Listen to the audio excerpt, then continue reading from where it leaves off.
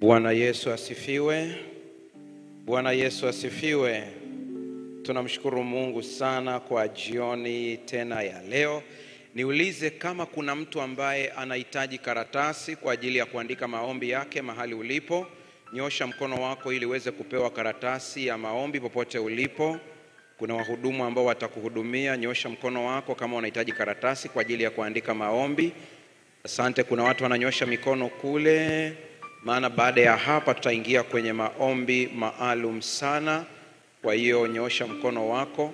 Lakini pia kwa wale ambao wanaguswa ndani ya mioyo yao kumwabudu Mungu kwa njia ya matoleo na hasa sadaka ambayo inaunga mkono mikutano hii ili iweze kuendelea, tuna box letu la sadaka liko hapo. Kwa hiyo utakapokuja kuleta karatasi yako ile, ujue ya kwamba kuna sehemu ambayo unaweza ukafanya ibada yako kwa njia ya matoleo kwa ajili ya kuunga mkono mkutano huu. Naomba watu wote tusimame sasa. Bwana, ninakuhitaji, ni mpofu maskini. Unishike mkononi kwako, napata nguvu kila saa kila saa. Bwana, ninakuhitaji.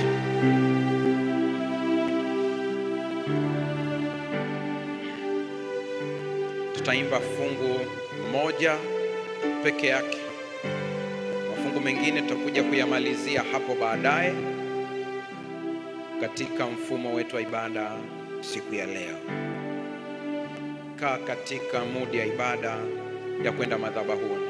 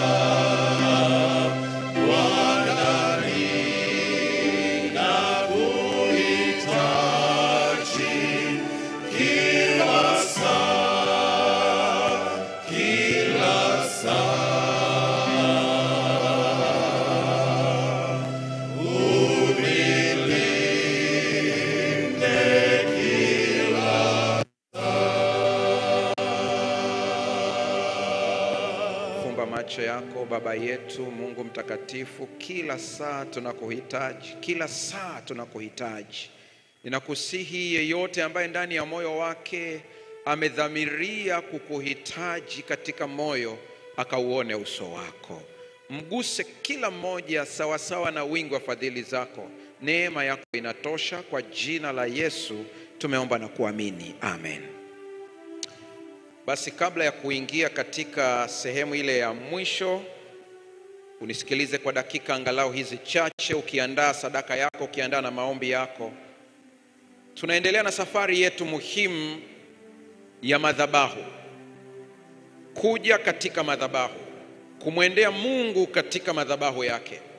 Siku ya jana nimesema ya kwamba madhabahu ilikuwa ni eneo muhimu sana kwa Waisraeli kuonyesha ni Mungu yupi wanamwabudu. Leo hatutoi kafara ya ng'ombe, kondoo, mbuzi, ila tuna damu ya Yesu Kristo ambayo inatosha. Muendee kwa imani. Katika kumwendea kwa imani, zipo hatua muhimu 5 ambazo natakiwa uzijue kabla ya kuingia kwenye maombi yetu ya mwisho. Hatua ya kwanza ni maandalizi ya moyo. Huwezi kumwendea Mungu katika madhabahu yake bila maandalizi ya moyo. Kabla ya kumkaribia Mungu, tunahitaji kutenga muda na nafasi na kuandaa mioyo yetu. Hii inamaanisha kuachana na pilika za kila siku za dunia, kutuliza akili zetu na kuelekeza moyo wetu kwake. Ikiwa una nia ya dhati ya kurejea katika madhabahu, tenga muda Hatua ya kwanza ni muhimu sana. Zaburi 24 fungu la 3 mpaka la 4 anasema, ni nani atakayepanda kilima cha Bwana? Inategemea tafsiri gani unaitumia. Au ni nani atasimama mahali pake patakatifu? Ni mwenye mikono safi na moyo safi, ambaye hakuinua nafsi yake kwa ubatili, wala hakuapa kwa hila. Maandalizi ya moyo ni muhimu sana. Namba 2, hatua ya pili muhimu ni kujitakasa na kuungama. Sikiliza vizuri hii. Mungu ni mtakatifu sana, hatuwezi kuepuka hili, na dhambi hututenganisha naye. Ili kumkaribia madhabahuni tunahitaji kukiri mapungufu yetu. Ninaikazia sana kukiri mapungufu yetu, na tunahitaji kukubali makosa yetu na kuomba utakaso wake. Haleluya! Na yuko tayari kututakasa. Rafiki yangu, chunguza maisha yako kwa mwanga au mtazamo wa neno la Mungu. Yohana wa kwanza 1:9, tukiziungama dhambi zetu, yeye ni mwaminifu na wa haki, hata atuondolee dhambi zetu na kutusafisha na udhalimu wote. Hatujitakasi kwa nguvu zetu, tunajitakasa kwa neema ya Kristo. Ni katika neema na kuamini kafara ya Kristo pekee unaweza kutakaswa. Namba 3, kukaribia kwa imani katika Kristo. Imani ni kuwa na hakika ya mambo yatarajiwayo, ni bayana ya mambo yasiyoonekana. Usije ukasubiria kuisikia sauti ya Mungu ikikwambia karibu kwenye madhabahu. Amini ya kwamba anakusikia na anakukaribisha kwenye madhabahu yake. Waebrania 4 fungu la 16, basi na tukikaribie kiti cha neema kwa ujasiri, sio kwa woga, kwa ujasiri, ili tupate rehema na kupata neema ya kutusaidia wakati wa mahitaji. Una mahitaji gani? Kuna rehema kwa ajili ya mahitaji yako. Shetani asitumie udhaifu wako kukublock, kukuzuia usione rehema. Ni kweli una dhambi, sikatai. Ni kweli una mapungufu, lakini kuna damu ya Yesu Kristo. Usije ukasahau Waebrania inavyosema vizuri kabisa 4:16, ikariri kwenye akili yako, basi na tukikaribie kiti cha neema kwa ujasiri. Kiti chenyewe kinaitwa neema. Neema ni upendeleo. Haleluya! Ni kupewa usichostahili. Kile kiti kinaitwa kiti cha neema. Hakijabadilika jina. Kuna siku kitabadilika, kitaitwa kiti cha hukumu, lakini kwa sasa ni cha neema. Ukikaribia ukiamini neema, unapata rehema. Rehema ni nini? Ni huruma. Anayehurumiwa sio mtu mwenye uwezo, ni mtu asiye na uwezo. Na kupata neema ya kutusaidia wakati wa mahitaji. Hajasema wakati wa magonjwa, hajasema ushindi wa dhambi, amesema wakati wa mahitaji. Hajafunga kwenye hitaji moja, ni mengi. Ni kipi ambacho ni mzigo kwako? Ipo neema katika jambo hilo. Ni kipi ambacho kimekupa msongo? Ipo neema. Namba 4, kutoa sifa na ibada ya shukrani. Katika yote, jana nimewaambieni, kumwabudu Mungu ni kumpa stahili yake. Haijalishi unajisikia au hujisikii. Hatuendeshwi na hisia, tunaendeshwa na ukweli. Ukweli ni kwamba yeye ni Mungu wetu.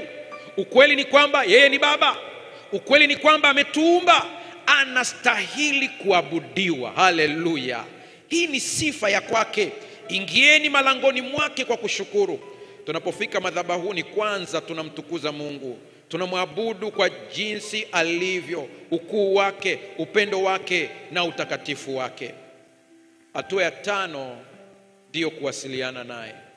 Wengi tumekimbilia kwenye kuwasiliana kabla ya utakaso.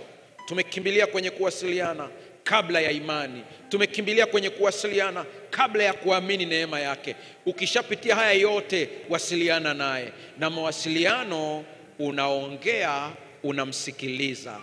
Unaongea, unamsikiliza. Maombi yako yasiwe ni maombi ya kutuma taarifa, tuma hitaji. Wakati mwingine tulia pale ulipo, sikiliza wimbo mtulivu, tulia pale ulipo, msikilize Mungu. Atasema na wewe kwa lugha ya kwako ambayo utaielewa. Ukiamini ya kwamba Mungu aweza kusema na wewe, atasema na wewe. Wakati mwingine utaisikia sauti yake ikikwambia, mwanangu, ninajua shida zako, niko tayari kuzibeba.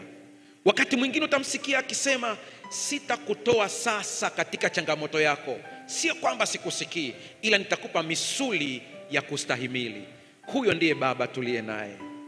Njoo na maombi yako sasa. Weka kwenye boksi la maombi na sadaka yako kwa ajili ya kumwabudu Mungu. Naomba watu wote tusimame wakati timu inapokuja, tunapomalizia yale mafungo yaliyobakia. Univike na mavazi ya usikivu wako. Nguo zangu zote chafu na zitamani zako. Najua Kiswahili ulicho nacho cha zamani katika fungu hili nasema nguo zangu ni machafu. Leo usitumie hiyo lugha. Tumia nguo zangu zote chafu na zitamani zako. Haki ya Kristo Yesu.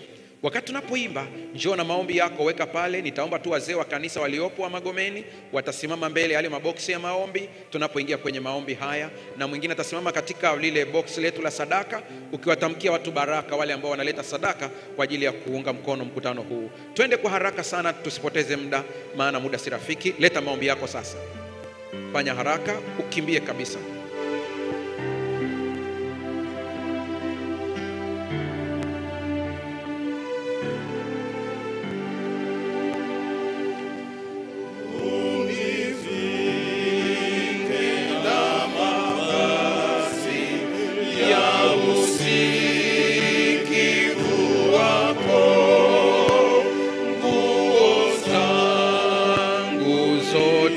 Chafu na zitamani zako. Imba kwa kumaanisha. Kila saa Bwana ninakuhitaji. Kila saa. Tuna maboksi kila mahali kwa sababu ya muda na msongamano. Peleka popote, usisubirie tu hapo. Ukiona pamejaa, nenda upande ule. Unilinde kila saa.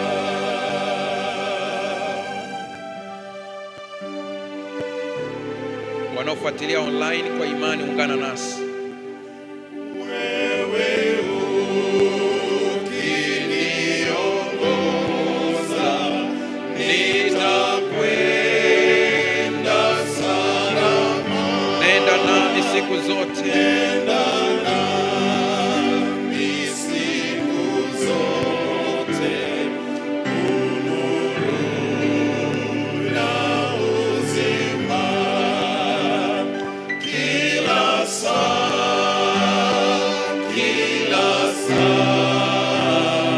Bwana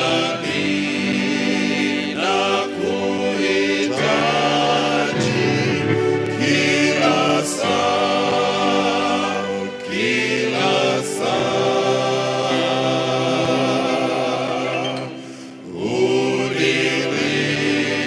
unilinde kila saa. Wakati piano inaendelea kupiga, sikiliza maneno haya. Mungu anaujua moyo wako. Mungu anausoma moyo wako. Hata kama huko mbele kuna changamoto, yeye anajua na atakusaidia. Na ikiwa huko mbele sehemu yangu ngumu, au ikiwa furaha, unilinde kila saa.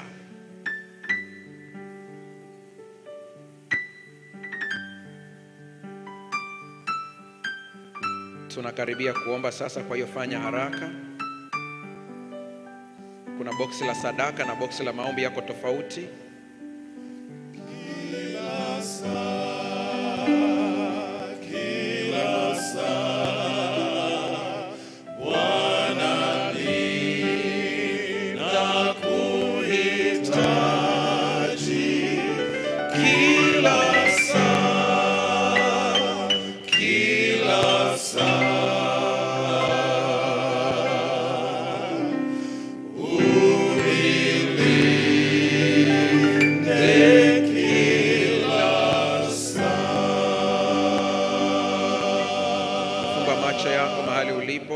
Baba, katika jina la Yesu tumekuja katika madhabahu yako. Katika madhabahu kuna kuondoka na baraka. Katika madhabahu kuna kuondoka na utakaso. Katika madhabahu kuna kuondoka na ushindi. Sijui mtoto wako anayesikiliza sasa anahitaji ushindi katika eneo gani, lakini leo umetuambia kuna neema ya wakati wa mahitaji. Naomba ukampatie ile neema. Fungua macho yake akaone ile neema. Neema ya wakati wa mahitaji. Ni mahitaji gani? Mpe neema hiyo. Rafiki yangu, unaposikiliza ombi hili, taja lile hitaji. Kuna neema kwa ajili ya hitaji hilo. Asante Yesu. Asante Yesu. Asante Yesu. Jaze mtoto wako neema kwa kila hitaji. Kwa jina lako Yesu tumeomba. Amen. Bwana awabariki.